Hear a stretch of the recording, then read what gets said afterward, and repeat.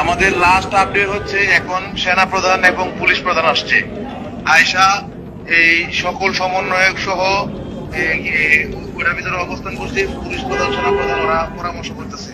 আচ্ছা, এই যে অলোক বিশ্বাস নামে একজন এই গ্রুপটা লিড দিচ্ছে, এই হোয়াটসঅ্যাপ গ্রুপটা, এইটা থেকে সকল ষড়যন্ত্র হচ্ছে। চাকরি জাতীয়করণের দাবিতে গত কয়েকদিন ধরে আন্দোলন করে আসছিল আনসার ও গ্রাম প্রতিরক্ষা বাহিনীর সদস্যরা। এরই ধারাবাহিকতায় গেল রোববার দিনভর সচিবালয় ঘেরাও করে রাখার পর রাতে বৈষম্য বিরোধী ছাত্র আন্দোলনের শিক্ষার্থীদের সঙ্গে সংঘর্ষে জড়িয়ে পড়েন আনসার সদস্যরা। এক পর্যায়ে রাত ৯টার দিকে সচিবালয়ের সামনে দুই পক্ষের সংঘর্ষে বৈষম্য বিরোধী ছাত্র আন্দোলনের অন্যতম সমন্বয়ক হাসানাত আবদুল্লাহ ছাড়াও শিক্ষার্থী, সাংবাদিক সহ আহত হন অন্তত ৪০ জন। সকল গার্ডে জানিয়ে দেন কোনো গার্ডে যাতে হাতিয়ার ক্লোজ করতে না পারে। যদি কোনো অফিসার আসে, আপনার দরকার হয় অফিসার বাইন্দা রাখেন, বাবা টানাইয়া ঝুলাই রাখেন, রাইখা আমি ইমরান আনসার আমার পারলে একটা মেসেজ দেন।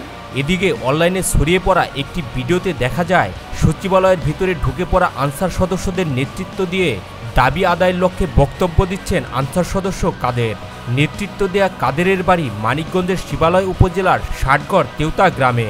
তিনি ওই এলাকার ফজলুল হকের ছেলে এবং তেওতা ইউনিয়ন স্বেচ্ছাসেবক লীগের সাধারণ সম্পাদক। কাদের বর্তমানে ঢাকার হযরত শাহজালাল আন্তর্জাতিক বিমানবন্দরে আনসারের পিসি হিসেবে কর্মরত। সবাই এই মেসেজটা সব জায়গায় দিয়ে দেন, ছড়িয়ে দেন, কোনো ক্যাম্পে যাতে হাতিয়ার ক্লোজ করতে না পারে। ধন্যবাদ, দ্রুত মেসেজটা ছড়াই দেন। এই বিষয়ে স্থানীয় ইউপি সদস্য দিলওয়ার হোসেন জানান, কাদের দীর্ঘদিন ধরে আওয়ামী লীগের রাজনীতির সঙ্গে জড়িত। তিনি ইউনিয়ন স্বেচ্ছাসেবক লীগের সাধারণ সম্পাদক পদে আছেন। প্রায় ১০ বছর আগে আনসারের চাকরি নিয়েছেন এই রাজনৈতিক পরিচয়ে। এলাকার মানুষকে নানাভাবে হয়রানিরও অভিযোগ রয়েছে তার বিরুদ্ধে। স্বেচ্ছাসেবক লীগের রাজনীতি করেন কিনা জানতে আনসার সদস্য কাদেরের মোবাইলে কল দিলেও তিনি তার রাজনৈতিক পরিচয় গোপন রাখার জন্য অনুরোধ করেন। বৈষম্য বিরোধী ছাত্র আন্দোলনের শিবালয় উপজেলার নেতৃবৃন্দ জানান, কাদেরের মতো আনসাররা ঘাপটি মেরে থেকে দেশে বিশৃঙ্খলা ঘটানোর ষড়যন্ত্র করছিল। কাদের সহ এই ঘটনায় যারা মাস্টার মাইন্ড তাদের বিচারের আওতায় আনার দাবি জানান। চাকরি জাতীয়করণের দাবিতে রোববার সকাল থেকে সচিবালয়ের সামনে প্রায় ১০,০০০ আনসার সদস্য অবস্থান নিয়ে বিক্ষোভ করতে থাকে। এক পর্যায়ে দুপুর ১২টা থেকে তারা সচিবালয় ঘেরাও করে অন্তর্বর্তীকালীন সরকারের ৭ জন উপদেষ্টা সহ সচিবালয়ের অন্যান্য ঊর্ধ্বতন কর্মকর্তাদের অবরুদ্ধ করে রাখেন।